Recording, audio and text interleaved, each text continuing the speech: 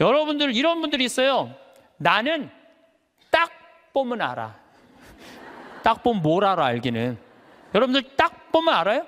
사람도 난 한눈에 딱 보면 알아. 여러분들 정말로 한눈에 딱 보면 알아요? 나는 그거 불가능하다고 생각해요. 어떻게 나 세상 돌아가는 거 딱 보면 알아. 나는.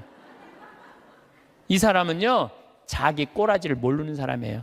자기 주제를 모르는 사람이야.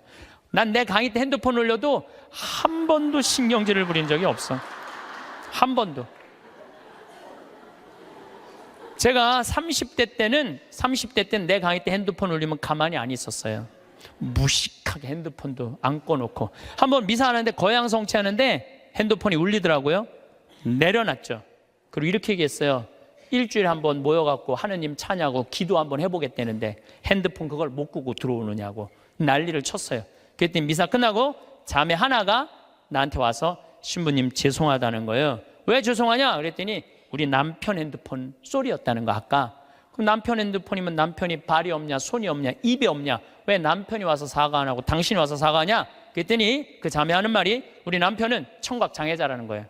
그러니까 듣지를 못하는 거야. 말도 못하는 거지. 근데 이거를 진동으로 놨는데 풀린 거야. 진동으로 놨는데 풀린 거야. 그래서 자기도 모르고 남편도 몰라서 신부님 미사 때 분심 들게 해서 너무너무 죄송하다는 거예요. 내가 그날 이후부터 지금까지 내 강의 때 핸드폰 울려도 한 번도 신경질을 부린 적이 없어. 그리고 내가 나이가 50이 넘어 보니까 50이 넘으니까 진짜 핸드폰이 울려도 네 바지에서 울리는지 내 바지에서 울리는지도 모르겠더라고. 그러니까 참 나이를 먹는 게 좋더라고요. 나이를 먹으니까 봐도 못 본 척, 알아도 모르는 척, 들어도 못 들은 척 이렇게 하게 되더라고요. 그래서 요즘은 막 이렇게 우리 직원들하고 뭐 가까이 있는 사람들하고 무슨 의견이 부닥치고 막 그러면은 정말 막 내 이야기를 저 알지도 못하는 거 고쳐주고 싶은데 안 고쳐줘요 요즘은. 왜냐하면은 귀찮아. 그냥 알아서 하라고. 나이 먹는 게 그래서 좋더라고요. 예. 얼마 전 미국의 한 노인이 자기가 기르던 강아지에게 1,560억을 유산으로 물려주었습니다. 걔한테 유산 물려준다는 얘기 참 많이 있죠. 이 실화입니다. 실화. 그리고 강아지를 사육하는 사육사에게는 1년에 5만 불, 그러니까 6천만 원의 연봉을 주겠다고 유언을 했습니다. 개가 죽으면 1,560억 중 남은 돈은 동물보호소에 기증하도록 유언을 남긴 거죠. 그 개도 죽을 거니까 그 개가 죽으면은 1,560억은 동물보호소로 기부하게끔 유언을 남겼습니다. 그런데 자신의 외동 아들에게는 100만 불 불만 유산으로 남깁니다. 100만 불은 우리나라 돈으로 12억이죠. 그러니 아들이 도대체 내가 개보다 못합니까? 개에게는 1,560억을 주고 나에게는 12억을 주다니 이게 말이 됩니까? 판사님 억울합니다. 바로 잡아 주세요. 라며 변호사를 사서 소송을 제기했습니다. 얼마나 부모의 가슴에 한이 맺히게 하고 부모를 섭섭하게 했으면 부모가 재산을 개에게 다 물려주고 아들이 원망해갖고 소송을 걸으면 일불만 주라고 했겠습니까? 우리가 대접받는 자녀가 되는 길은 자녀로서의 자격을 갖춰야 돼요. 부모님의 기쁨이 되어야 하죠. 아들이 아들다워야 아들 대접을 받는 것입니다. 아들이 아들답지 않은데 어떻게 아들한테 유산을 상속해 줄 수 있습니까? 황창현 신부님의 행복 특강 지금 바로 시작하겠습니다. 영상이 마음에 드신다면 구독, 좋아요, 알림 설정 부탁드립니다. 임종 전 죽음을 예고하는 5가지 증상도 함께 들으시면 좋겠습니다. 저는 강의를 할 때 꼭 거울을 봅니다. 왜 거울을 보느냐면은 머리는 이렇게 잘 정리됐는지. 오늘도 평창에서 우리 부관장 신부님 이동이 있었어요. 그래서 부관장 신부님 오시는 거 맞이하고 이 인천까지 오는데 굉장히 멀더라고요. 그래서 누워서 잠을 차 안에서 자는데 머리가 막 눌리는 기분이 막 들더라고. 그래서 보니까 다행히 머리가 좀 덜 눌려갖고, 만약에 내가 머리가 막 이렇게 떴으면 여러분들 기분이 어떨 것 같아요? 내가 막 강의할 때. 가끔 방송에 보면은 신부님들이 그러는 경우가 많아요. 이렇게 머리가 떠서 이렇게 강의하는 신부님들이 있더라고요. 그러면은 강의 내용 안 들어와. 뜬 것만 보여, 뜬 것만. 그리고 저는 정말 강의할 때 제일 중요하게 여기는 게 뭐냐면은 바지에 자꾸 올라갔는지. 이걸 제일 중요하게 여겨요. 왜 제일 중요하게 여기느냐 하면, 만약에 내가 바지에 자꾸가 내려가잖아요? 그럼 여러분들 눈은 여기 와 있어요. 눈은 여기 와 있어. 그리고 머리는 무슨 생각이냐면, 저 신부님 바지에 자꾸 내려갔네. 큰일 났네 저. 내 강의 하나도 귀에 안 들어와요. 무슨 얘기냐면은, 남 앞에 나설 때 내 자신을 점검하는 일은 아주 중요한 일이에요. 비단 저만 그런 게 아니죠. 여러분들도 마찬가지예요. 여러분들도 남 앞에 나설 때 거울 보세요, 안 보세요? 파마는 잘 유지됐는지, 얼굴에 이 분칠은 잘 곱게 잘 이렇게 잘 퍼져서 발랐는지 보시죠? 제가 2년 전에 어느 기관에 강의를 갔어요. 강의를 갔는데 거기 2년 동안 나를 초대하려고 그러다가 내가 2년 만에 시간이 맞아서 간 곳이에요. 딱 차에서 내리는데 나를 맞이하는 분을 딱 보면서 정말 나를 어마어마하게 기다렸구나, 한눈에 딱 알아보겠더라고요. 내가 왜 딱 한눈에 알아봤느냐 하면은 얼굴에 화장을 어마어마하게 했어. 얼굴에 화장을. 이 마스카라를 얼마나 말아 올렸는지, 눈이 막 뒤집어지려고 그래. 마스카라를 얼마나 말아 올렸는지. 입술에 루즈를 얼마나 진하게 발랐는지 몰라요. 근데 문제는 입술에 루즈를 이렇게 발랐는데 선을 잘 그렸으면 아무 문제가 없는데, 바빴는지 선이 살짝 올라왔어. 이렇게 2시간이었는데 1시 반에 가서 커피 한 잔을 마시는데 30분 동안 대화를 하는데 아무 소리도 안 들리는 거야. 이것만 들리는 거야. 이것만.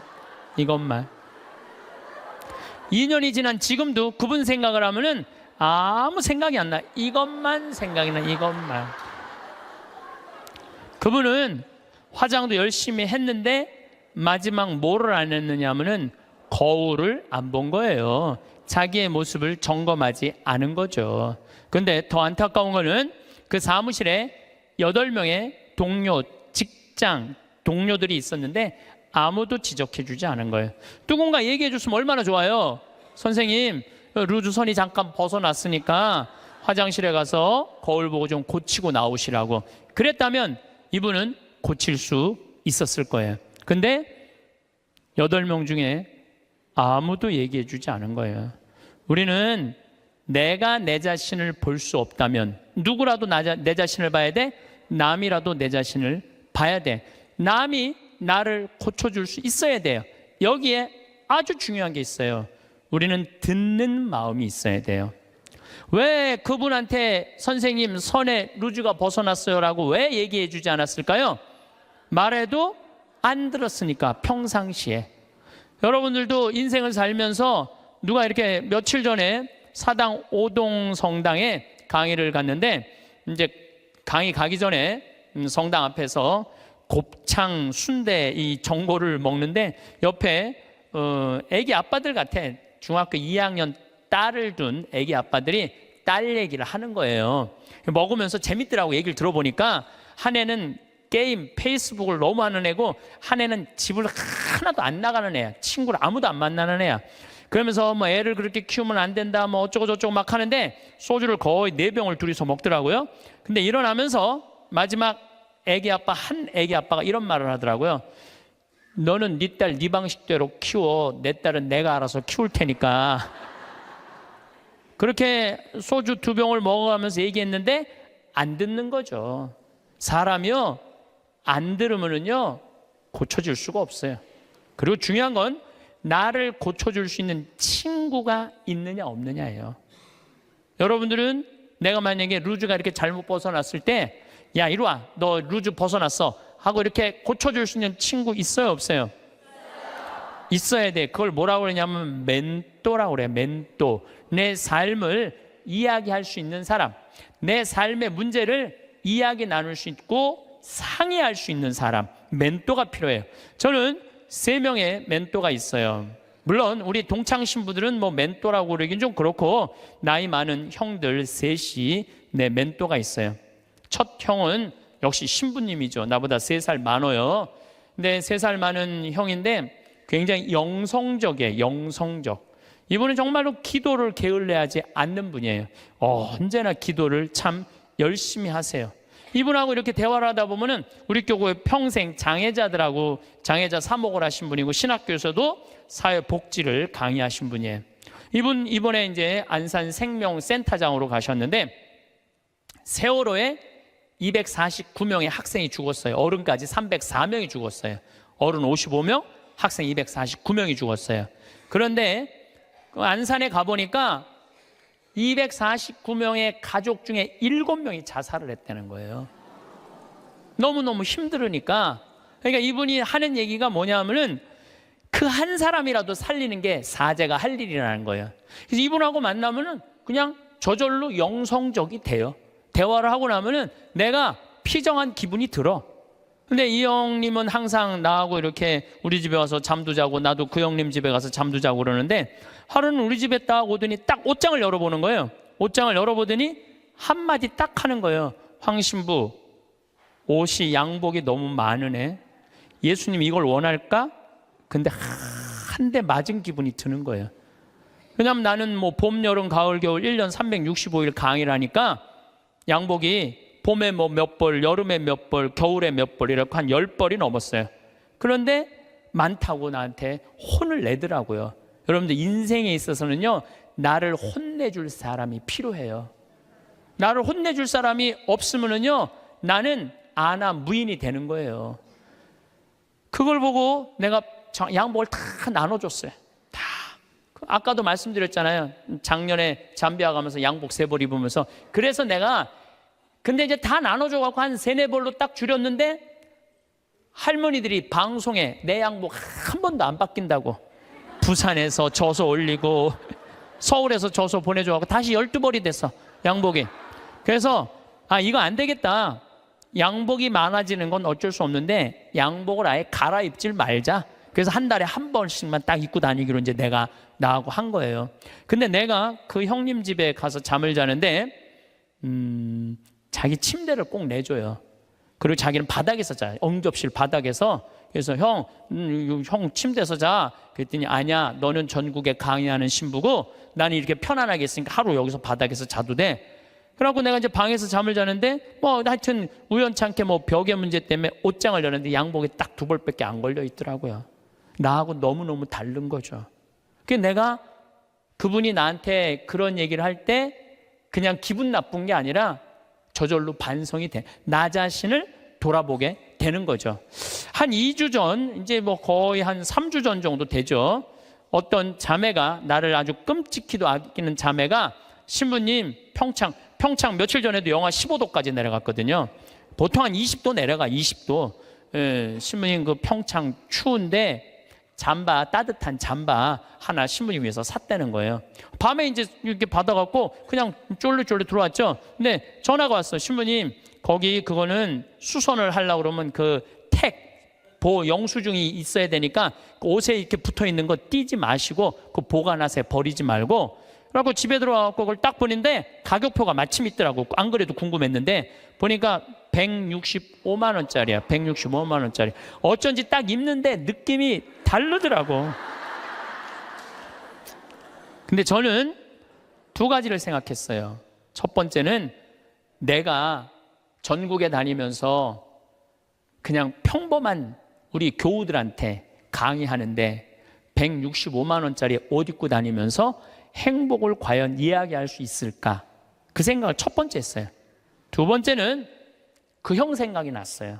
항상 장애자들하고 사는 그 형, 양복 2벌, 맨날 까만 거, 이 색 저 색도 아니야, 까만 거 입고 다니는 그 형 생각이 났어요. 그 형이 이걸 보면은 나한테 뭐라고 그럴까?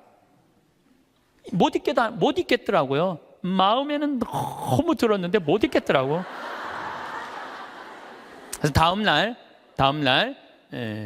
돌려줬어요. 그리고 이렇게 말했어요.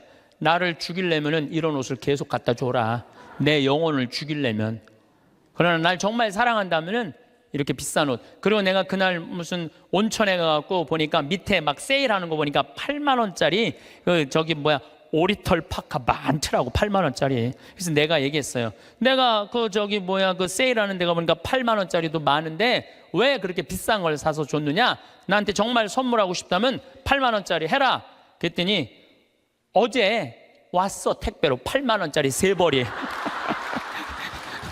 어제 8만 원짜리 3벌이 택배로 왔더라고. 예, 예. 그런데 나를 제어해 줄 수 있는 멘토가 필요하다는 거예요. 또 내 멘토 한 분이 계셔요. 그분은 나보다 4살 많은 형인데 이 형은 철학적인 신부예요. 대화를 해보면 날밤 새요. 그런데도 시간 가는 줄을 몰라. 그럼 어쩜 저렇게 생각을 잘할까? 어떻게 저런 생각을 갖고 있을까? 어떻게 생각이 저렇게 깊을까? 이런 생각이 들어요. 그래서 그 형을 만나도 너무너무 좋아. 그리고 그 형도 나보다 나이가 많은 형인데 나를 혼내요. 예. 나는 혼내줄 수 있는 사람이 있다는 게 너무너무 좋아요. 또 한 형은 나보다 7살 나이 많은 형인데 이 형은 생각이 없는 신부예요. 그런데 이 형님하고는 아침부터 저녁까지 같이 있어도 지겹지가 않아요. 계속 재밌어요. 그러니까 신학교 때부터 친했지만은 같이 서품을 받아 나이만 많은 거지 신학교 때부터 지금까지 거의 30년의 세월 동안 같이 있으면서 한 번도 지겨웠던 적이 없어요. 같이 있으면 행복해. 지금도 잠깐 쉬는 시간에 벌써 전화 왔더라고. 다음 주 월요일 날 전심에 만나서 맛있는 거 먹자고. 제일 행복한 거예요. 만나면은. 그래서 언제나 시간을 함께 할 수 있고 즐거운 시간 함께 할 수 있는 내 멘토 신부 셋. 물론 우리 사랑하는 내 동창 신부들 많지만은 그런 멘토가 있다는 게 좋은 거죠. 여러분들도 오늘 가만히 생각해 보세요. 적어도 멘토 3명은 있어야 된다는 거예요. 근데 내가 지금 내 인생의 문제, 나를 혼내줄 수 있는 사람이 한 명도 없다면 여러분들은 실패할 확률이 많아요. 인생을. 나를 혼내줄 사람이 있어야 돼요. 친구를 잘못 두면요 인생 망가지는 사람들도 많아요. 최순실 같은 친구를 두면요 인생만 망가지는 게 아니라 나라도 말아먹을 수 있어요. 친구 잘못 두면은. 그래서 친구를 잘 둬야 되는데 아까도 말씀드렸지만은 듣는 마음이 있어야 돼요. 누가 나한테 얘기를 할 때 겸손되이 듣는 마음이 있어야 돼. 근데 우리 대통령께서는 누가 혼내줄 사람이 없었잖아요. 어렸을 때부터 누가 감히 그분을 혼을 내요. 중학교 2학년 때부터 경호원이 따라다녔다는데 그리고 내가 며칠 전에 어떤 분하고 식사하는데 자기 오빠가 이 서강대학에 같이 학교를 다녔대. 4년 동안 전자공학과 4년 동안 같이 한 교실에서 공부를 했는데 한 번도 말을 못 붙였대요. 경호원이 옆에 있어갖고. 하늘과 땅이잖아요. 하늘과 땅. 그러니까 혼내줄 사람도 없어. 친구도 없어. 그러니까 지금도 밥을 혼자 드신대잖아요. 그러면은요 이거는요 제대로 된 판단하기 쉽지 않아요. 사람은요 먹고 마시고 놀아야 돼요. 요거 꼭 기억하세요. 인생 실패하지 않는 유일한 길은 먹고 마시고 노는 거예요. 누구하고? 친구랑 먹고 마시고 놀 때 행복할 수 있어요. 신부님 참 팔자 좋은 소리. 먹고 마시고 돈이 있어야지 여러분들 꼭 비싼 거 사 먹어야지 먹고 마시고 놀아요. 떡볶이 지난번에 신당동 떡볶이 우리 5명이 갖고 3만 원 시켜갖고 맛있게 먹었어. 수다 떨면서. 중요한 거는 비싼 걸 먹는 게 아니에요. 아무리 싼 거라도 친구들이랑 어울려져서 먹고 마시고 놀아야죠. 인생 사람 돌아가는 거 알고 서로 눈치도 봐요. 친구들하고 어울려서 놀 때 여러분들 눈치 봐요 안 봐요? 눈치 봐요. 왜 내가 제 기분 나쁘게 말하면 제가 기분 나쁘면 눈치 봐요. 이런 말은 앞으로 하지 말아야 되겠다. 쟤랑 놀으려면은 누가 또 싫은 소리 해. 그때 막 신경 주고 싸워. 그럼 나중에 외로워져. 싫은 소리도 참을 줄 알아. 그러면서 사람이 어우러져면서 먹고 마시고 놀 때 사람이 되는 거예요. 근데 아무도 안 만나고 혼자 지내는 사람은 다 외롭게 돼 있어요. 다 이상하게 가게 돼 있어요. 그래서 나는 어렸을 때부터 성당 형들이랑 맨날 먹고 마시고 놀았어. 그래서 나는 눈치가 빤해. 딱 보면 내가 여기 낄 때다 안 낄 때다 금방 알아요. 근데 중학교 2학년 때부터 경호원 옆에 평생 있었던 우리 대통령께서 눈치 볼 일이 없잖아요. 눈치 볼 일이 하나도 없잖아요. 눈치가 없어. 지금도 내가 보기에는 눈치 있으면 벌써 내려왔지. 눈치가 없어. 상황 파악이 안 되는 거죠. 그래서 여러분들 친구가 아주 중요한 거예요. 소크라테스는 뭐라고 그랬어요? 너 자신을 알라고 그랬죠. 우리가 내가 어떤 사람이냐, 내 모습, 쉽게 말해서 내 꼬라지를 아는 건 중요해요. 내 꼬라지가 어떤지, 내 모습이 어떤지. 그 안데르센이라는 덴마크의 동화 작가가 있어요. 여러분들은 잘 아는 동화를 썼어요. 벌거숭이 임금님이라는 동화. 근데 이거 영어면 뉴클로스야, 새 옷이야. 임금님의 새 옷이라는 동화를 썼는데 이 내용은 이래요. 임금님이 평상시에 옷 입고 자랑하기를 참 좋아하던 임금님이야. 예쁜 옷 입고 자랑하기를 좋아하던 임금님이야. 근데 사기꾼 둘이 임금님한테 가갖고 임금님한테 뭐라 그랬냐면은 우리가 기가 막힌 천을 짤 줄 안다. 근데 이 천은 어떤 신비한 천이냐 하면 바보 눈에는 안 보인다. 바보 눈에는. 그러냐? 임금이 지혜롭다고 생각을 했으니까 좀 돈도 주고 짜봐라. 그래서 이제 짜기 시작했어요. 임금님이 그 기가 막힌 천을 좀 보러 가야지. 근데 얘네들이 막 천을 막 짜는데 둘이서 배틀해서 천을 짜는데 안 보이는 거야. 근데 뭐라 그랬어요? 누구 눈에는 안 보인다고? 바보 눈에는 안 보인다 그러잖아. 그러니까 둘이서 막 짜면서 임금님이 천 기가 막히죠. 막 그러니까 임금님이 뭐라 그래요? 기가 막히다고. 기가 막히다고. 근데 이게 의심이 가는 거야. 그래서 신하들을 불러서 뭐라 그래요? 한번 보라. 근데 신하들도 딱 보더니 눈에 보여 안 보여? 안 보여. 근데 누구 눈에는 안 보여? 바보 눈에는 안 보잖아요. 바보 신하 되기 싫으니까 뭐라 그래? 임금님 너무너무 멋있다고. 그래갖고 이제 일주일이 지나가고 다 짰다고 입으라고 다 보이지도 않는데 입는 흉내를 다 내갖고 입었어. 퍼레이드를 하시라고. 퍼레이드를 하는데 온 백성이 그 얘기를 다 알고 있잖아요. 임금님 너무너무 멋있다고. 근데 꼬마의 하나가 우리 임금님 빨개 벗었네. 그래, 빨개 벗었네. 드러난 거죠.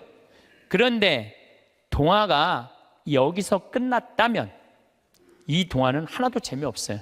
근데 이 동화는 끝까지 읽어보면은 어떻게 끝나느냐 하면 임금님은 창피해갖고 왕궁으로 뛰어들어가야 되는데 끝까지 퍼레이드를 해요. 끝까지 퍼레이드를 하고 그 창피를 다 당하고 왕궁에 들어가요. 여러분도 임금이 왜 끝까지 퍼레이드를 했을까요? 중간에 들어가면은 벌거벗은 거 내가 인정하는 거 아니야. 그러니까 니네들 눈에는 안 보여도 내 눈에는 보인다. 그리고 끝까지 한 거예요. 끝까지. 그런데 여러분들 친구들이 너 그거 잘못됐어. 그러면 고쳐야 되는데 어떻게 해? 끝까지 고집피고 가는 사람들이 있죠. 너 그거 다단계 너 그거 하면 안 돼. 친구가 분명히 그랬어. 너 다단계 하면 안 돼. 근데 이 다단계 하는 사람이 뭐라 그래? 나 이거 성공할 거야. 너 몰라서 그렇지. 내가 이걸로 돈 벌을 거야. 끝까지 가. 언제까지? 완전히 말아먹을 때까지. 그게 자기 꼬라지를 모르는 거죠. 그래서 소크라테스가 뭐라 그러는 거예요? 너 자신을 알라고 얘기를 하는 거. 너 자신을 알라고. 공자님은 제자들이 이렇게 말합니다. 임금님, 죽음 이후에 대해서 좀 알려주십시오. 그러니까 공자님이 뭐라 그래요? 나는 이 삶도 다 알지 못하는데 내가 어떻게 죽음 이후에 대해서 말하겠느냐. 굉장히 겸손한 얘기죠. 여러분들 이런 분들이 있어요. 나는 딱 보면 알아. 딱 보면 뭘 알아 알기는. 여러분들 딱 보면 알아요? 사람도 난 한눈에 딱 보면 알아. 여러분들 정말로 한눈에 딱 보면 알아요? 나는 그거 불가능하다고 생각해요. 어떻게 나 세상 돌아가는 거 딱 보면 알아. 나는. 이 사람은요 자기 꼬라지를 모르는 사람이에요. 자기 주제를 모르는 사람이에요. 그 공부 많이 하고 생각 깊은 공자님도 내가 삶도 다 이해 못하는데 어떻게 죽음을 알겠느냐, 죽음 이후에 대해서 이야기하겠느냐. 저나 여러분들이나 너무너무 우리가 모르는 게 많아요. 저는 가끔 나 이런 하느님이라면 안 믿어, 이런 하느님이라면 나 성당 안 나가, 이런 하느님이라면 나 종교 안 가질 거야, 그리고 아주 웃기지도 않은 걸로 하느님을 평가하는 사람들이 많아요.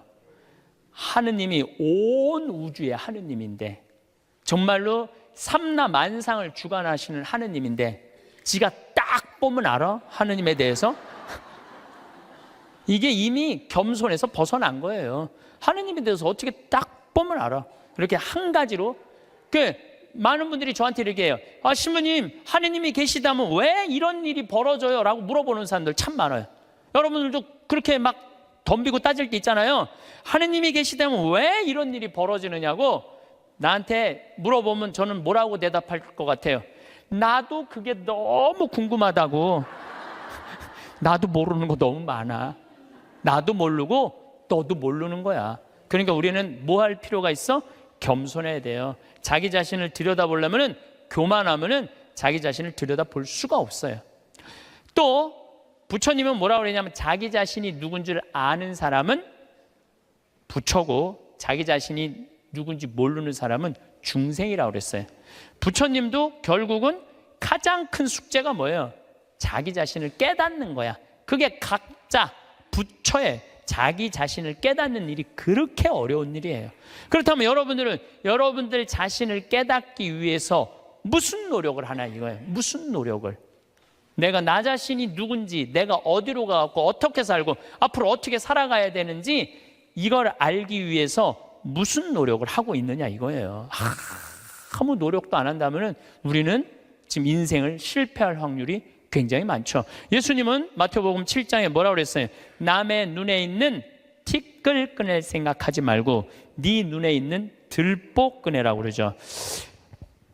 이번에 제가 여름에 잠비아 봉사활동 가갖고 아주 크게 깨달은 게 하나 있어요.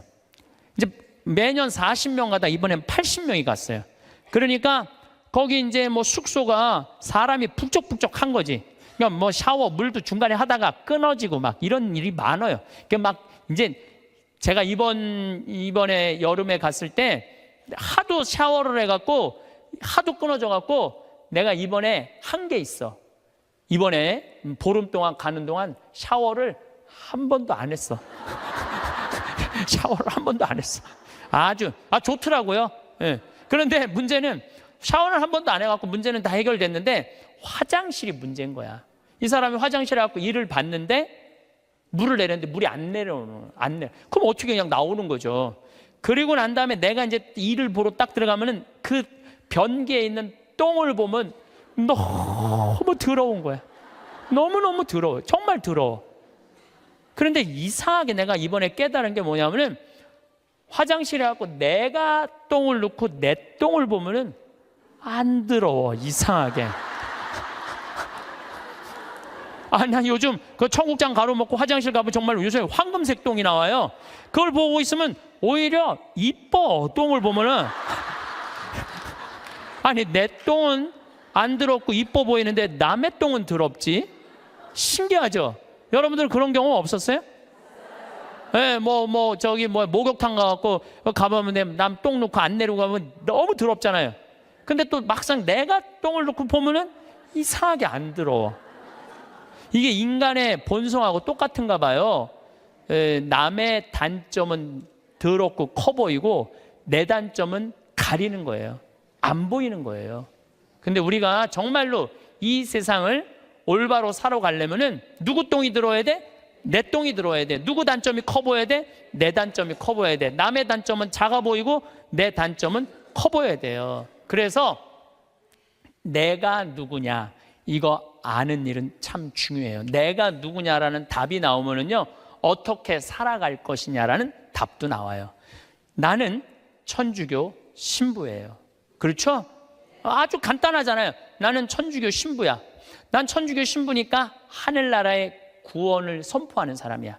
그래서 천국이 있다. 하느님께서 현존하고 계시다. 역사하고 계시다. 하느님은 정의로우신 분이다. 이 얘기하는 게 나의 당연한 의무야. 또 한 가지는 내가 하늘나라의 구원의 기쁜 소식을 전하는 사람이니까 누가 기뻐해야 돼? 내가 기뻐해야 돼요. 내가 내 안에 기쁨이 없으면 교우들이 날 보고 저 신부님 뭐야? 저 신부님한테 뭔가 기쁨이 있을 줄 알았더니 힘들다 그러고 짜증난다 그러고 그냥 사는 게 죽었으면 좋겠다고 이러면은 여러분들은 나한테 와서 위로를 받을 수 있어 없어요? 위로 못 받아요. 근데 나한테 와갖고 나는 저 별을 보면은 요즘은 별이 내 심장에 박혀. 진짜로 너무너무 별이 예뻐요. 별도 예쁘고 새벽에 이렇게 미사를 올라가면은요, 이제 우린 6시니까 5시 한 반쯤에 올라가면은 진짜 깜깜하거든요. 밤에 보는 별보다 새벽에 보는 별이 더 이뻐 또. 그럼 너무너무 행복해. 내가 행복하다 그러면 저 신부님 참 별을 너무너무 좋아하시는구나. 나도 별을 좀 봤으면 좋겠다. 생태마을에 갔으면 좋겠다. 그런데 난 너무너무 힘들고 지겨워. 이러면 답이 안 나오는 거예요. 그러니까 내가 누구냐. 나는 또 천주교 신부인데 이번에 잠비아를 이렇게 갔을 때 대통령한테 땅을 1000만 평을 받았어요.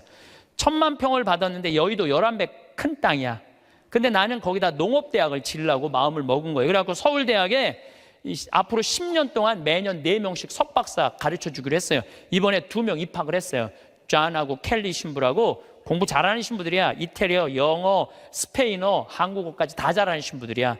얘네들이 언어 능력이 뛰어나거든요. 그래서 이번에 이제 2명이 입학을 해요. 그리고 이제 또 올해도 계속 찾아서 10년 동안 40명만 석박사를 만들어 놓으면요, 그것도 서울대학에서 만들어 놓으면요, 잠비아뿐만 아니라 아프리카에서 최고 좋은 농업대학 세울 수 있어요. 근데 문제는 그렇게 농업대학을 세운다고 또 할머니가 돈을 100억 줬고, 그 100억이면 잠비아에선 1000억이에요.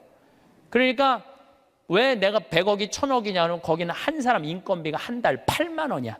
8만 원. 그러니까 10명 써도 80만 원이야. 우리 직원 웬만한 거 한 직원 안에 월급이 400만 원인데 40명 쓸 수 있어. 40명. 그러니까 100억이면 잠비아에 1000억이야. 그래서 난 농업대학 생각을 하고 있는데 은돌라 교구라고, 잠비아는 그 교구는 신자가 100만 명이에요. 100만 명. 잠비아는 신학생이 480명인데 신학교가 없어요. 기숙사가 없어. 신학교는 있는데. 그래갖고 뭐 제대로 교육이 안 돼 있어. 주교님이, 그 반달 주교님이 날 찾아오더니 귀양 이렇게 좋은 땅에다가 신부님 얘기 들어보니까 돈도 있대는데 신학교 짓는데 10억이면 된다는데 신학교 줘달라는 거예요. 저는 한 대 맞았어요. 왜 맞았느냐면 거기다가 물론 내가 환경을 운동하는 신부라 농업대학을 짓겠다고 먼저 생각했지만은 사실은 그 반달 주교님이 이런 강론을 하셨어요. 그 라디오 방송국을 갖고 있더라고요. 우리가 빵을 먹는 게 중요하냐, 하느님의 말씀을 먹는 게 중요하냐, 그 얘기를 하더라고요. 전 너무너무 창피했어요. 빵이 중요한 게 아니다. 하느님의 말씀을 먹는 게 중요한데 신학교를 줘야 된다. 그래서 이번에 한국에서 온 신부가 신학교를 줘주려고 그런다. 기뻐해라.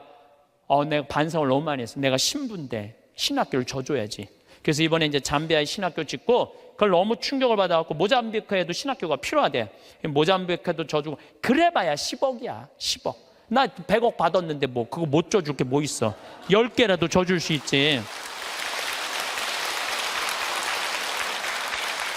그러니까 내가 누구이냐라는 질문에 답이 나오니까 어떻게 살아갈 것이냐라는 답이 나오더라고요. 만약에 내가 학교 선생님이야. 선생님은 애들한테 뭐 가르쳐야 돼요? 공부? 나는 절대 공부를 가르쳐서는 안 된다고 생각해. 아이들한테 뭘 가르쳐야 되냐면 행복을 가르쳐야 돼. 사는 도리를 가르쳐야 돼. 사람들하고 어우러 사는 거를, 법을 가르쳐야 돼. 그게 선생님이 할 일이죠. 난 내 강의 때 핸드폰 올려도 한 번도 신경질을 부린 적이 없어. 한 번도. 제가 30대 때는 내 강의 때 핸드폰 올리면 가만히 안 있었어요. 무식하게 핸드폰도 안 꺼놓고. 한번 미사하는데 거양성취하는데 핸드폰이 울리더라고요. 내려놨죠. 그리고 이렇게 얘기했어요.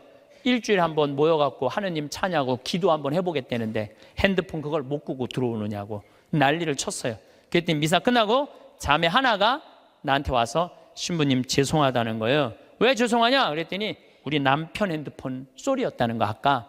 그럼 남편 핸드폰이면 남편이 발이 없냐, 손이 없냐, 입이 없냐? 왜 남편이 와서 사과 안 하고 당신이 와서 사과하냐? 그랬더니 그 자매하는 말이 우리 남편은 청각 장애자라는 거예요. 그러니까 듣지를 못하는 거야. 말도 못하는 거지. 근데 이거를 진동으로 놨는데 풀린 거야. 진동으로 놨는데 풀린 거야. 그래서 자기도 모르고 남편도 몰라서 신부님 미사 때 분심 들게 해서 너무너무 죄송하다는 거예요. 내가 그날 이후부터 지금까지 내 강의 때 핸드폰 울려도 한 번도 신경질을 부린 적이 없어. 그리고 내가 나이가 50이 넘어 보니까 50이 넘으니까 진짜 핸드폰이 울려도 네 바지에서 울리는지 내 바지에서 울리는지도 모르겠더라고. 한 4, 5년 전에 춘천 수무숲이라는 성당에 강의 갔어요. 수무숲이라는 성당에 강의 갔는데 막 강의 시작하는데 핸드폰이 막 울리더라고요. 그래서 내가 얘기했죠. 나는 내 강의 때 핸드폰 울려도 한 번도 신경질 부린 적이 없다고. 그런데도 계속 핸드폰이 울리더라고. 근데 기분이 이상해. 보니까 내 바지에서 울리는 거야. 내 바지에서. 그래서 나이를 먹는다는 게 참 좋더라고요. 젊었을 때는 누가 잘못하잖아. 특히 교우들이 잘못하면 바로 지적하고 바로 혼냈어요. 정말 30대 때는 성체 영화로 나올 때 왼손이 위에 올라가고 오른손이 밑으로 내려가야 돼. 그래서 뭘로 영해야 돼? 오른손으로 영해야 돼요. 근데 막 교우들이 오른손이 올라오면은 무슨 손으로 영하게 돼? 왼손으로 영하게 되면 이거 불경스러운 거잖아요. 그래서 30대 때 오른손이 올라오면 손바닥을 내리쳤다니까. 내가 똑바로 하라고. 그러면은 이 교우만 사색이 되는 게 아니야. 뒤에서 성체 영화로 나오는 교우들도 내가 이렇게 해보면 보여. 막 이러면서 나오는 게 보여. 막 이러면서 나와. 근데 결국은 틀려. 그럼 또 손바닥 내리치는 거야. 30대 때는 내가 그랬어요. 근데 50대가 되니까 뭐가 보이느냐면은 주부들이 설거지 많이 하고 그러면은 손목 관절염이 있어. 그래서 이게 안 돌아가는 게 보이더라고. 안 돌아가니까 다른 손으로 하는 거야. 근데 30대 땐 그게 안 보인 거야. 그래서 50대, 지금 40대 후반부터는 왼손으로 올리면 왼손에 영해드리고 오른손으로 영해드려. 그리고 헷갈리는 교우들은 네가 알아서 줘. 그러면 내가 어떻게 영하는 줄 알아? 그냥 정가운데다 영해드려. 그냥 네가 알아서 먹으라고. 정가운데다. 그러니까 참 나이를 먹는 게 좋더라고요. 나이를 먹으니까 봐도 못 본 척, 알아도 모르는 척, 들어도 못 들은 척 이렇게 하게 되더라고요. 그래서 요즘은 막 이렇게 우리 직원들하고 뭐 가까이 있는 사람들하고 무슨 의견이 부닥치고 막 그러면은 정말 막 내 이야기를 알지도 못하는 거 고쳐주고 싶은데 안 고쳐줘요, 요즘은. 왜냐하면은 귀찮아. 그냥 알아서 하라고. 나이 먹는 게 그래서 좋더라고요. 예. 어쨌거나 내가 신부다. 그럼 어떻게 살아야 되는 게 나와. 내가 학교 선생님이다. 어떻게 살아야 되는 게 나와. 내가 경찰이다. 나 요즘 대한민국 경찰들 너무 마음에 들어요. 왜냐하면 촛불 시위 100만 명 모였을 때 물론 위에서 명령이 떨어지면 어떻게 할 수 없겠지만 최대한 국민을 보호하려고 그러잖아요. 여러분들 100만 명이 모이는데 지금 8차까지 나와 있는데 한 번도 폭력 없이 이렇게 하는 건요, 이건 기적이야. 기적. 정말로 대단한 거예요. 그 사람들이 모이면 으쌰으쌰하고 막 미국 애들 조금만 모이면요 깨고 난리도 아니에요. 유럽도 마찬가지. 이거는 상상도 못할 수 있는 일이야. 경찰은 뭐 하는 사람들이야? 나쁜 사람 붙잡고 국민들 보호하는 거 아니야. 내가 만약에 재판관이야. 그럼 옳고 그름을 판단해 주는 사람이 재판관 아니에요. 그러면은 재판관이 뭐 이 상황 할 거 없이 정의로우면은 옳고 그름을 판단해 줄 줄 아는 사람이 재판관이야. 내가 누구냐라는 답이 나오면은요 행동하는 건 하나도 어렵지 않아요.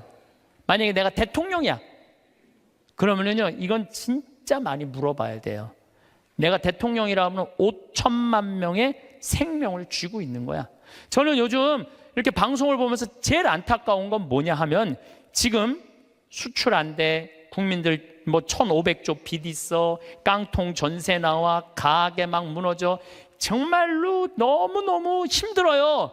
지금 온 똑똑한 사람들이 모여갖고 이 난관을 어떻게 극복해 나가야 되느냐, 이거 머리 맞대고 회의하기도 바쁜데, 내가 안 받았다, 나는 안 그랬다, 난 보톡스 안 맞았다, 이걸로 온 나라가 한 달 아니고 2달 아니고 6달을 이거 앞으로도 이럴 거 생각하면요, 막 억장이 무너져요. 억장이 참 답답해요. 만약에 내가 대통령인데 애들이 지금 어른까지 300명이 지금 빠져 죽어. 그러면 머리할 시간이 어디 있어요? 머리할 시간이 어디 있어요? 이거 말아 올릴 시간이 어디 있어? 지금 모자 쓰고 빨리 나가야지.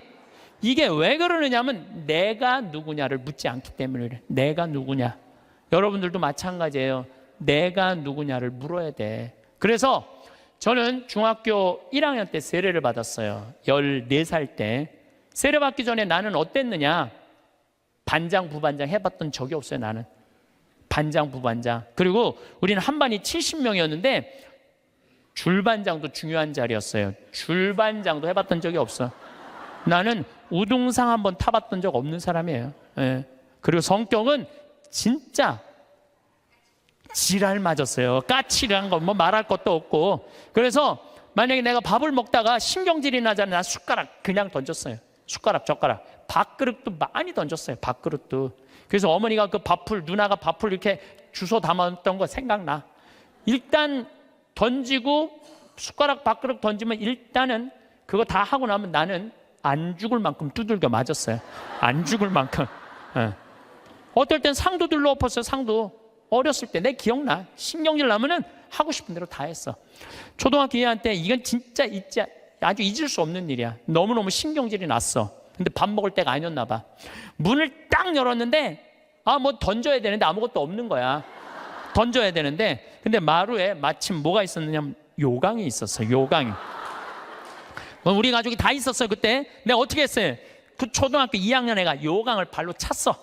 발로 차갖고 이제 시멘트 바닥에 딱 떨어져갖고 깨지면 난 죽는 거야. 어머니한테 맞아 죽는 거야. 그런데 정말로 발로 찼는데 요강이 딱 시멘트 바닥에 떨어지면서 굴르기 시작하는 거 또. 딱 쓰는데 온 가족이 정말로 어이가 없으니까 다 웃더라고요. 하도 어이가 없으니까. 근데 그 얘기를 어머니가 지금도 해. 우리 가족이 지금도 해. 너 어렸을 때 요강 찬 거 생각나느냐고.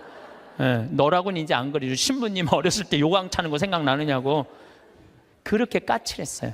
그런데 내가 중학교 1학년 때 세례를 받으면서 어마어마한 거울을 만난 거예요. 예수 그리스도라는 거울을 만났어요. 예수 그리스도라는 거울을 딱 보는데 내가 한심하게 이를 데 없더라고요. 남을 배려할 줄도 모르고, 아까도 말씀드렸지만 인내할 줄도 모르고, 남을 사랑할 줄도 모르고, 아무것도 할 줄 아는 게 없더라고요. 예수님은 사람을 사랑하겠다고, 나를 사랑하겠다고 그 고통스러운 십자가를 지셨는데 나는 내 손에 하나도 안 보려고 그러고 살았던 거예요. 안 질라고, 누구한테도 안 질라고. 그렇게 살았던 내 자신이 기가 막히더라고요. 그래서 저는 내 똥이 더러운 걸 알기 시작했어요. 내 똥이 더럽더라고요. 그래서 만약에 지금 초등학교 때 성격 지금도 갖고 있었다면 이렇게 이 자리에서 강의 못하죠. 내가 변했기 때문에 이 자리에서 강의할 수 있는 거지, 변하지 않았다면 누가 여러분들 그냥 강의만 잘한다고 교우들이 나를 찾고 평창까지 오겠어요? 와갖고 오면 내가 맨날 신경질 부리면 누가 오겠어요? 맨날 반짝반짝 웃으니까 오는 거지.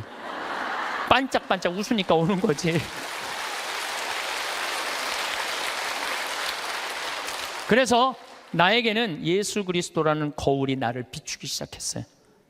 정말 많이 나를 비춰주셔. 지금도 오늘도 예수님 생각 많이 했어요. 예수님 참 정말로 우리를 끔찍하게도 사랑하시는 분이구나. 우리가 상상하는 것 이상으로 우리를 사랑하고 계시고 온 삶으로 당신은 우리를 사랑하셨구나, 이런 생각이 참 많이 들어요. 그러니까 그 예수님을 보고 난 15살에 사제가 되기로 결심을 해요. 지우학한 거죠. 그 신학교 들어가고 공부 정말 많이 했어요.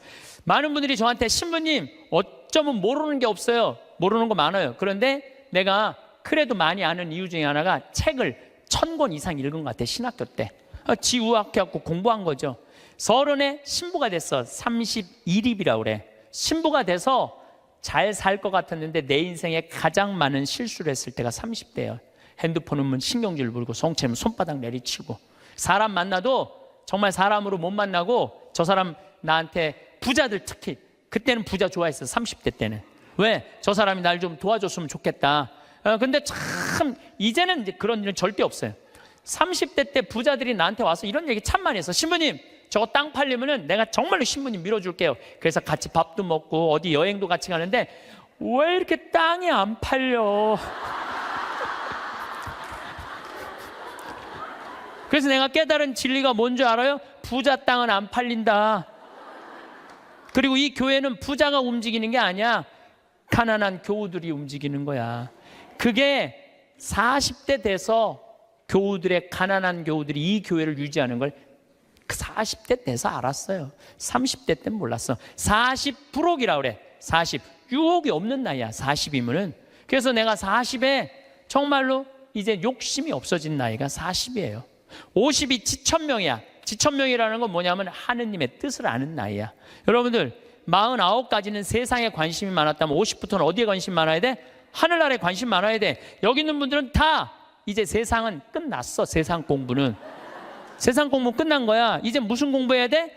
하늘나라 공부해야 돼. 62순이라고 그래. 60이면은 귀가 편안한 나이야. 누가 내 욕을 해도 화가 나지 말아야 돼. 또 화가 나지 않은 것뿐만 아니라 이 세상 이해 못 되는 게 없어야 돼. 다 이해가 돼야 돼. 그 정도로 여러분들은 공부를 많이 해야 된다는 얘기예요. 근데 지금 이해되는 난 저게 이해가 안 되네. 그럼 나이를 헛먹기 시작하는 거예요. 이해가 돼야 돼. 70 종심소욕 불육이라고 그래. 70에 마음 가는 대로 따르면은 법에 어긋남이 없어야 돼. 70 먹은 할머니들은 하느님이 하는 행동하고 똑같아야 돼. 할머니가 하는 행동이. 근데 70 먹은 할머니들 그냥 잔치집에 가고 부친 게 맛있다고 그냥 꼬쟁이에 그냥 싸갖고 늙으려면은 곱게 늙어야 돼요. 늙으려면은.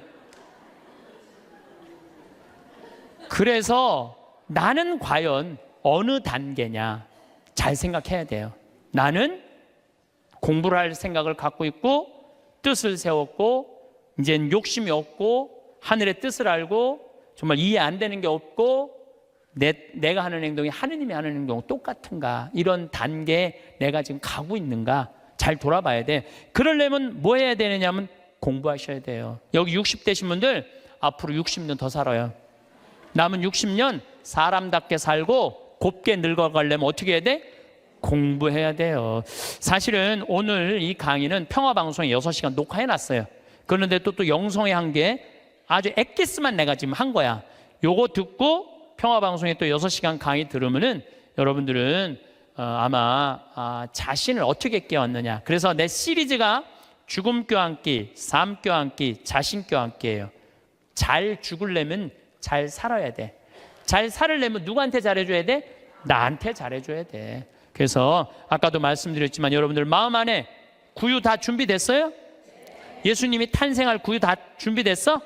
그러면 이 예수님 이번 성탄에 마음 안에 탄생하기를 바라겠습니다. 나는 내 강의 때 핸드폰 울려도 한 번도 신경질을 부린 적이 없어. 네, 오늘 신부님 이렇게 오셨는데 제가 조금 시간을 미사 때문에 어쨌든 즐겁고 행복한 시간 되시기를 바라겠습니다. 감사합니다.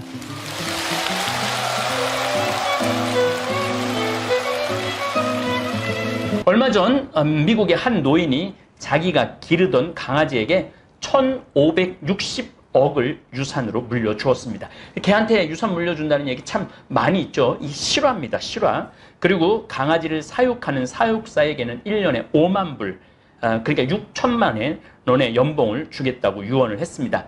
개가 죽으면 1,560억 중 남은 돈은 동물보호소에 기증하도록 유언을 남긴 거죠. 그 개도 죽을 거니까 그 개가 죽으면은 1,560억은 동물보호소로 기부하게끔 유언을 남겼습니다. 그런데 자신의 외동 아들에게는 100만 불 불만 유산으로 남깁니다. 100만 불은 우리나라 돈으로 12억이죠. 그러니 아들이 도대체 내가 걔보다 못합니까? 걔에게는 1560억을 주고 나에게는 12억을 주다니 이게 말이 됩니까? 판사님, 억울합니다. 바로 잡아 주세요. 라며 변호사를 사서 소송을 제기했습니다. 그 젊은이에게 판사가 묻습니다. 젊은이, 1년에 몇 번이나 아버지를 찾아 뵈었는가? 아들은 말이 없었습니다. 젊은이, 아버지가 돌아가시기 전 아버지가 즐겨 드신 음식은 아는가? 아들은 말이 없었습니다. 젊은이, 아버지 돌아가시기 전 전화는 몇 번 했는가? 아들은 말이 없었습니다. 대답을 못합니다. 입이 있어도 할 말이 없었습니다. 그때 판사가 아버지가 돌아가시기 전에 찍어 놓은 비디오를 틀었습니다. 근데 이 아버지가 이제 마지막 유언, 제가 가끔 얘기하죠. 여러분들 비디오로 유언해 놓으라고. 장례하는 날, 맑은 날, 흐린 날, 비 오는 날 이렇게 해갖고 비 오는 날 내 장례에 찾아와줘서 고맙다고 그 장지까지 갈 동안 하라고 제가 얘기했죠. 이 할아버지도 똑같았던 것 같아요. 비디오를 녹화를 해놓고 돌아가신 거예요. 근데 딱 아버지가 나타나갖고 이제 비디오에서 이런 말을 하는 거죠. 내 재산 1560억을 내 사랑하는 개에게 물려주고 사육사에게는 매년 6천만 원씩 주고 내 아들에게는 100만 불을 유산으로 물려줍니다. 혹 아들이 이에 대해 불평을 하거든 아들에게는 1불만 물려주세요. 그리고 판사가 자네에게는 1불을 상속하네라고 땅땅땅 내리면서 판결을 내렸습니다. 이 이야기는 실화입니다. 얼마나 부모의 가슴에 한이 맺히게 하고 부모를 섭섭하게 했으면 부모가 재산을 개에게 다 물려주고 아들이 원망해갖고 소송을 걸으면 1불만 주라고 했겠습니까? 우리가 대접받는 자녀가 되는 길은 자녀로서의 자격을 갖춰야 돼요. 부모님의 기쁨이 되어야 하죠. 아들이 아들다워야 아들 대접을 받는 것입니다. 아들이 아들답지 않은데 어떻게 아들한테 유산을 상속해 줄 수 있습니까? 우리는 하느님을 아버지로 모시고 살고 있죠. 그 하느님을 아버지로 모시고 사는 우리들은 하느님의 아들다워야 돼. 하느님의 아들답게 살아야 돼요. 그래야지 우리가 유산을 물려받을 수 있습니다. 1560억을 물려받은 개는 주인에게 충직한 개로서 주인의 마지막 죽음도 함께 했기에 반려견으로서 대접을 받은 것입니다. 저도 문수라는 개를 10년째 키우고 있습니다. 너무너무 제가 이뻐하고 사랑하는 개입니다. 꼭 10년 전 이맘때 전라도 여수 문수동 성당에 강의 갔을 때 정말로 이가 제대로 안 나왔던 애기였어요. 애기. 이 주인이 없는 어린 강아지를 이 먼 평창까지 데리고 와서 10년째 키우고 있습니다. 쳐다만 봐도 기분이 좋아지는 개입니다. 가끔 저를 비난하고 헐뜯고 모함하는 사람들도 있는데 사실 그 사람들보다 문수가 더 좋은 건 어쩔 수 없는 것 같습니다. 다시 말해 사랑받으려면 사랑받을 자격을 갖춰야 한다는 말입니다. 지금 대한민국의 자식들은 부모님에게 할도리를 하지 않고 부모님 재산만 노리는 자식들도 많습니다. 뉴스에 계속 나오죠. 그래서 여러분들 자식들한테 재산 물려주면 안 됩니다. 요즘은 안 죽는 시대를 살아가기 때문에 부모님 나이가 90에서 100살까지 사시는 분들이 수두룩합니다. 다시 말해 효도하기가 쉽지 않습니다.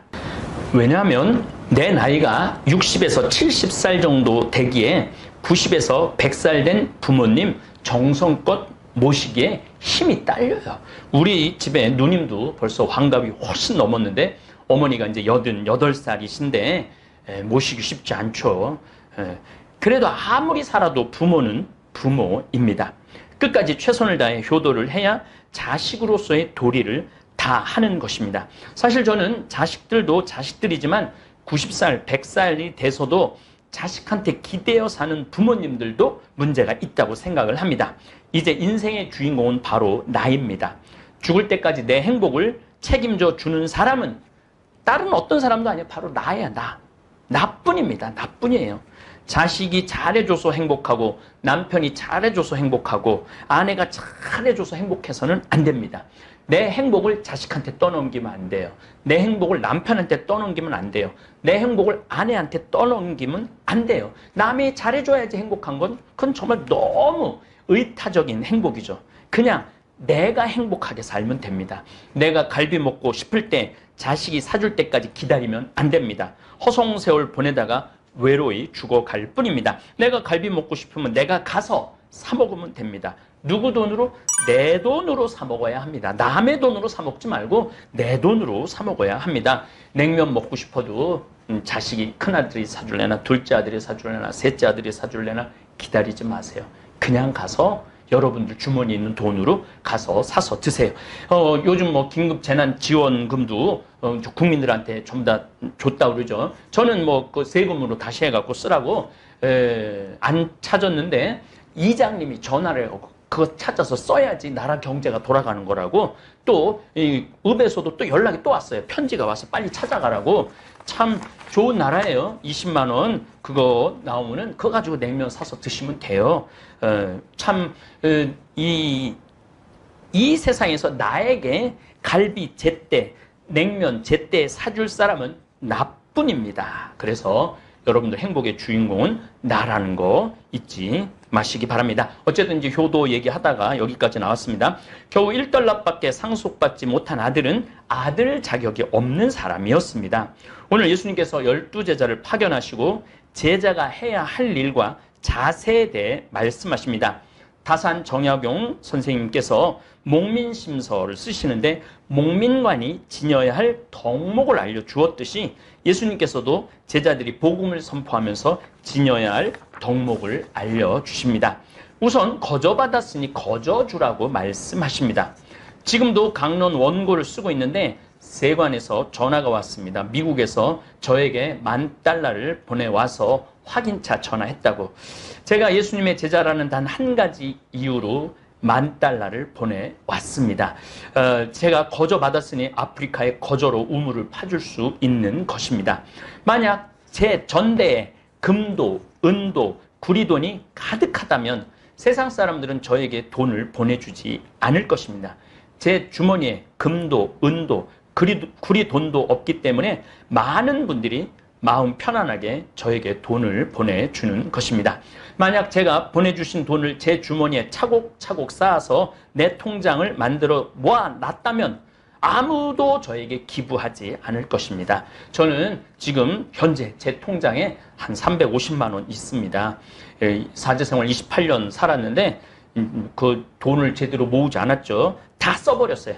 제 신념은 그달에 번 건 그달에 다 쓰자가 제 신념이에요.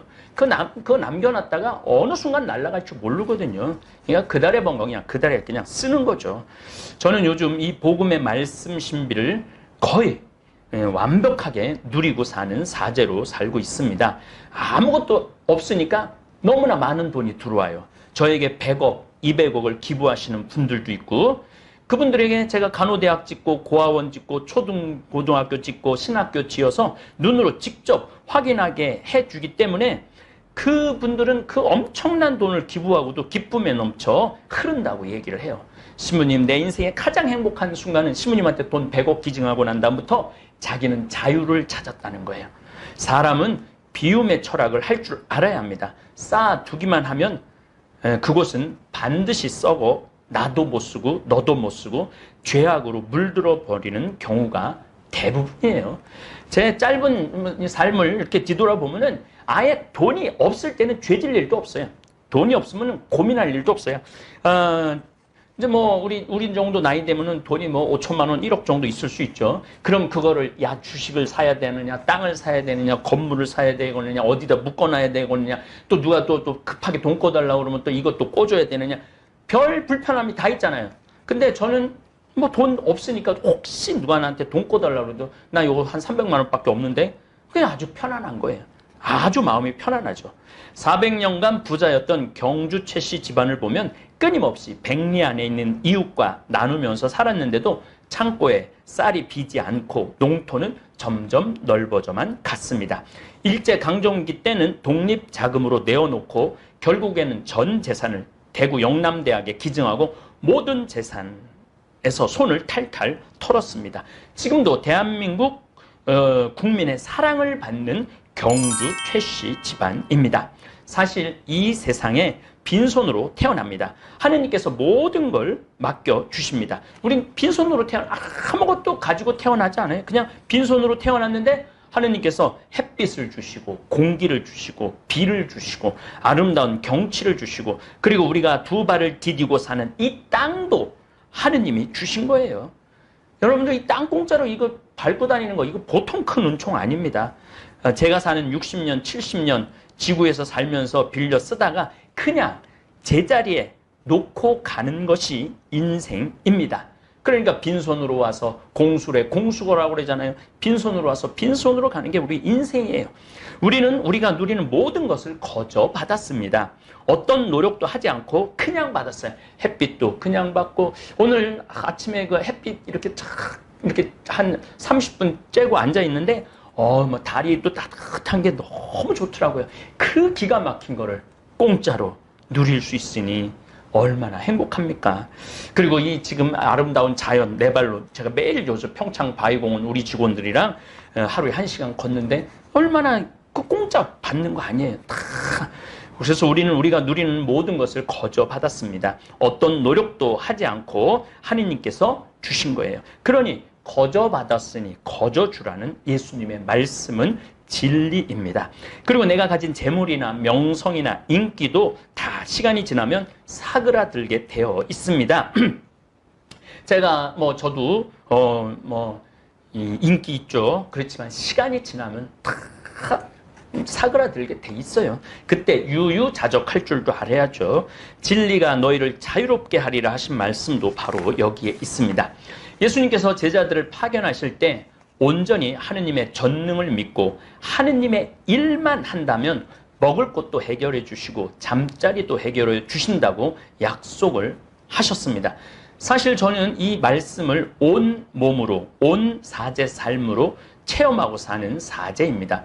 미국 순회 강연 다닐 때도 어떤 때는 단 1달러도 쓰지 않고 그곳 교우들이 다 마련해 주셨습니다. 남미도 한 달 강의 다닐 때도 아니 어느 곳을 유럽을 가든 아프리카를 가든 호주를 가든 뉴질랜드를 가든 어느 곳을 가든 하느님의 일을 할 때는 하느님께서 협조자 그리고 제가 누워서 잠잘 자리를 마련해 주셨습니다.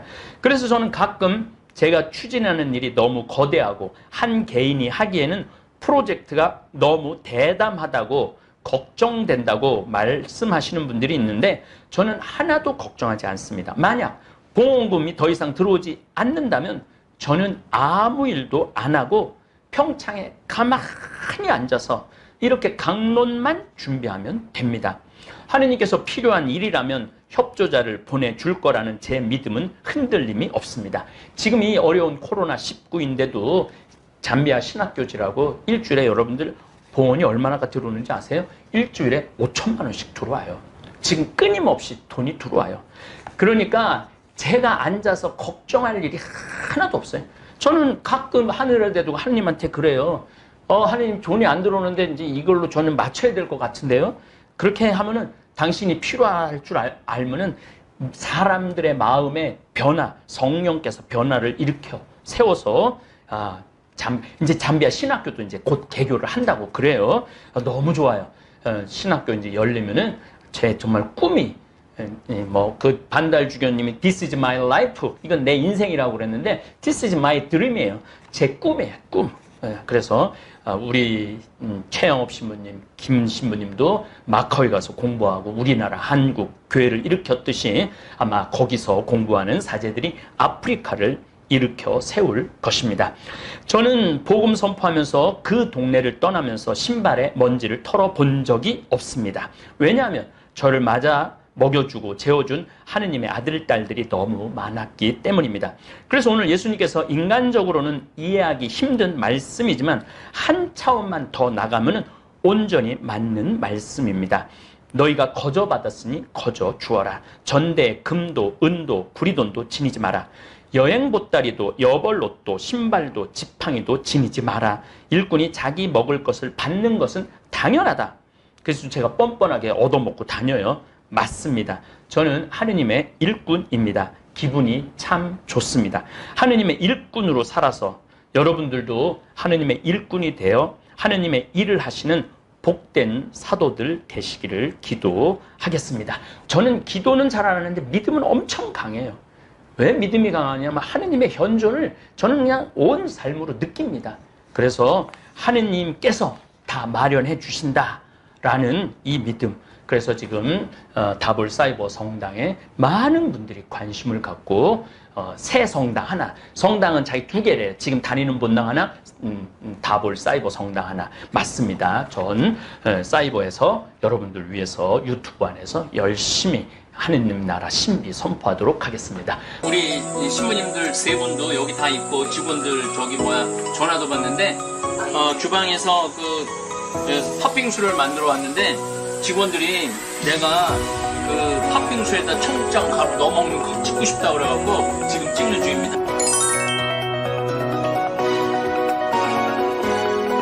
여기는 제가 초특강 강의 준비도 하고 자료도 찾고 또 매일미사 강론 원고도 치고 직원들하고 일하는 사무 공간입니다. 청국장 가루 한번 넣어서 진짜 맛있는지 내가 한번 먹어볼게.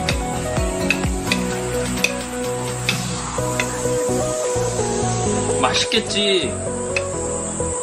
일단 한번 맛을 보고.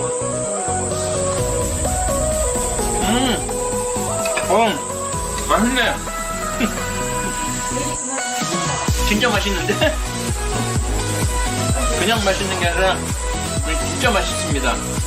그래서 이 청국장 가루를 많은 경우 된장찌개 마지막에 해서 넣어서 드시는 분들도 있고 라면 끓여 먹을 때도 마지막에 청국장 가루를 넣어서 이렇게 섭취한다고 그러세요. 또 어떤 분들은 야채, 샐러드 할 때도 이 청국장 가루 넣어서 이렇게 드시는 분들도 생활 안에 여러 가지 방법으로 해서 드신다고 합니다. 우리 직원들이 팥빙수를 만들어 갖고 왔는데 넣어서 먹어보니까 맛있네요. 전혀 이질감 없습니다. 여러분들도 팥빙수 드실 때 한번 해보세요. 아주 맛있습니다. 오늘은 조금 무겁고 현실적인 이야기를 나눠볼까 합니다. 인간이라면 누구도 피할 수 없는 한 가지가 있지요. 우리 모두는 언젠간 늙고 병들어 죽게 마련입니다. 죽음을 떠올리는 것을 금기시하는 우리는 죽음의 맨얼굴을 애써 보지 않으려 하다가 부모나 배우자, 자식처럼 가까운 사람을 잃고 나서야 허둥지둥 죽음에 관해 생각합니다. 그러나 그것도 잠시 산 사람은 살아야 한다며 또다시 현재에만 집중하지 하지만 우리 대부분은 호스피스 병동의 환자처럼 결국엔 임종실의 주인공이 될 것입니다. 이처럼 우리 모두는 언젠가 죽음을 맞이해야 하고 사랑하는 이와의 영원한 이별을 준비해야 합니다. 사실 그보다 더 힘든 것은 죽음의 순간 작별 인사도 하지 못하는 것일 텐데요. 인간이 세상을 떠나기 전 때가 왔다는 것을 알 수 있다면 얼마나 좋을까요? 스스로 삶을 마무리하는 시간을 가질 수도 있고 사랑하는 사람의 마지막 순간을 지킬 수도 있을 것입니다. 인생이라는 웅장한 공연의 커튼이 내려가는 그 순간 여러분과 저는 무엇을 뜨겁게 느끼면서 육체와 이별하게 될까요? 임종 직전 대부분의 사람들에게 나타나는 공통점이 있다고 하는데요. 그래서 오늘은 임종 전 일어나는 대표적인 6가지 증상에 대해 살펴보려고 합니다. 오늘의 영상 끝까지 시청하시고 인생의 마지막 여정을 위한 해안을 얻으셨으면 좋겠습니다. 바로 시작하겠습니다. 우선 첫 번째로 수면 시간에 변화가 생깁니다. 길게는 약 한 달에서 짧게는 일주일 전부터 수면 시간은 평소보다 길어지고 깨워도 별 반응을 하지 않습니다. 사의를 내리자고 잠깐 가족의 얼굴을 알아본 뒤 다시 깊은 잠에 빠져들기도 합니다. 마치 혼수 상태처럼 잠만 자는 것이 특징인데요. 보통 사람은 잠을 잠으로써 몸이 회복되는 작용이 일어나지만 임종 전 환자는 몸이 회복되는 것이 아니라 대사가 서서히 느려져 체내의 장기 기능이 떨어지고 있다는 것을 의미합니다. 또 갑자기 이상한 말을 하기도 하며 이유 없는 공포감을 드러내기도 하는데요. 항상 의식에 반응이 없는 것은 아니기 때문에 의식이 명료할 때 하고 싶은 대화를 미리 해두는 것이 좋습니다. 두 번째는 피부가 변합니다. 임종 전의 피부 변화는 종종 발생할 수 있는 현상 중 하나입니다. 주로 다음과 같은 양상으로 나타날 수 있습니다. 첫째, 차가운 피부. 임종에 접어들면서 혈액 순환이 감소하고 체온이 떨어지면서 손과 발, 얼굴 등이 특히 차가워질 수 있습니다. 둘째, 천진 및 발색 변화. 피부의 진피와 표피의 경계가 더욱 뚜렷해지고 피부가 창백해질 수 있습니다. 혈액 순환이 감소하면서 발색 변화가 나타납니다. 셋째, 수족 부종. 종종 임종 전에는 신부전이나 체내 액체 이동의 변화가 생길 수 있어서 손과 발이 부어오를 수 있습니다. 넷째, 건조한 피부, 신체 대사가 감소하면서 피부가 건조해지는 것이 일반적입니다. 각 단계가 진행됨에 따라 피부가 푸르스름해 보이는 청색증이 나타나기 시작합니다. 임종 전 대표적인 증상 세 번째는 정신이 맑아집니다. 죽음에 다다르면 오히려 정신이 맑아지고 뚜렷해지는 모습을 보이는 경우가 여럿 있습니다. 보통 이런 현상은 노화로 죽음을 맞이하는 노인들에게서 많이 발견되는 증상입니다. 이런 경우 제 기능을 하지 못하던 뇌도 순간적으로 제 기능을 해서 전에는 바로 옆에 있어도 잘 알아보지 못하던 가족들을 알아보고 초점을 잃었던 눈에도 힘이 생깁니다. 이런 상황에서 보통 어르신들은 가족들과 인사를 나누고 유언을 하시기도 합니다. 이럴 때 종종 힘있고 뚜렷한 눈으로 천장이나 창밖을 계속해서 주시하는 경우가 많다고 합니다. 네 번째는 호흡이 변합니다. 보통 임종 과정에서 나타날 수 있는 호흡은 체인스톡 호흡이라고 합니다. 임종이 다다르면 숨을 몰아쉬고 또 잠시 멈췄다가 또 몰아쉬는 경우가 반복됩니다. 이런 경우 보통 임종 과정에 가까웠다고 보게 되고 자연스럽게 숨을 쉬지 못하고 목의 근육이나 턱, 가슴 근육 이런 것들을 많이 사용을 해서 숨을 쉬는 모습을 보입니다. 또 가래 끓는 소리가 나기도 하는데요. 죽음을 앞둔 사람은 가래를 삼키지도 뱉어내지도 못하게 되면서 목에 분비물이 쌓이게 됩니다. 따라서 숨을 쉴 때 가래 소리가 납니다. 영어에서는 죽음의 딸랑이라고 이를 뜻하는 단어가 있을 정도로 대표적인 임종의 신호이기도 합니다. 다섯 번째는 식욕 감소 및 갈증이 생깁니다. 임종 전 증상으로 며칠 몇 주 동안 많은 사람들은 음식과 음료에 대한 욕구가 감소하는 것을 경험하는데 거식증으로 알려진 이러한 식욕 부진은 신체 쇠퇴의 자연스러운 부분입니다. 몸이 필요한 것만 받아들이고 필요하지 않은 것은 배출합니다. 또 입이나 목이 건조해지고 입술이나 혀가 갈라지거나 침이 끈적끈적해집니다. 마지막 여섯 번째는 변실금이 생깁니다. 임종 전 환자는 소변색이 진해지고 양이 줄어들게 되는데요. 모든 근육의 힘이 서서히 풀리게 되면서 환자의 의지와는 상관없이 근육의 힘이 풀리기 때문에 변실금이 생기곤 합니다. 임종이 가까워질수록 대변의 양이 많아지고 반대로 혈압은 저하되어 소변의 양은 줄어들게 됩니다. 여러분 어떠신가요? 말씀드린 증상은 죽음의 접근과 더불어 몸과 정신의 변화를 나타내며 종종 죽음의 문턱에서 받아들임과 평온을 준비하는 과정으로 볼 수 있습니다.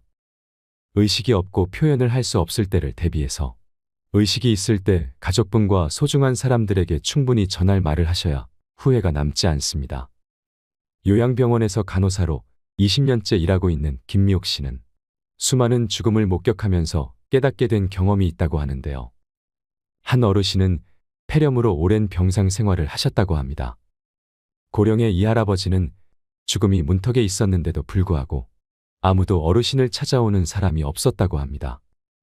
이 간호사가 수소문을 해보니 할아버지께서 젊은 시절에 가정을 돌보지 못하고 가족에게 지은 죄가 많으셨다고 합니다. 그래서 모든 인연을 끊고 혼자 사셨다고 하는데요. 이 어르신은 육체적으로 이미 돌아가실 시점이 지났는데도 불구하고 억지로 숨을 버티고 있는 느낌을 받으셨답니다.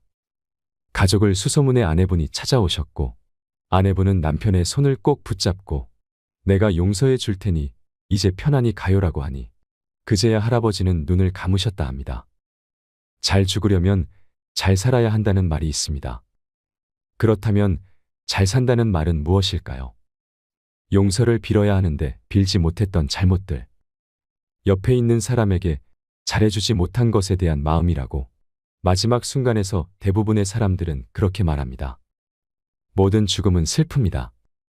하지만 슬픔 속에서 떠나더라도 우리는 죽음 직전까지 행복해야 합니다. 우리가 소중하게 간직해야 할 기억은 죽음이라는 끝맺음이 아니라 죽기 전까지 행복하게 살았던 시간입니다. 글을 쓸 때 첫 문장보다 마지막 문장을 먼저 생각하면 좋습니다. 마지막 문장을 생각한 뒤 글을 써나가면 흐름의 일관성이 생기고 글 전체가 한 호흡으로 연결되기 때문인데요. 인생도 글쓰기와 다르지 않습니다. 자신의 마지막을 응시하는 것은 삶의 일관성을 부여하는 일입니다.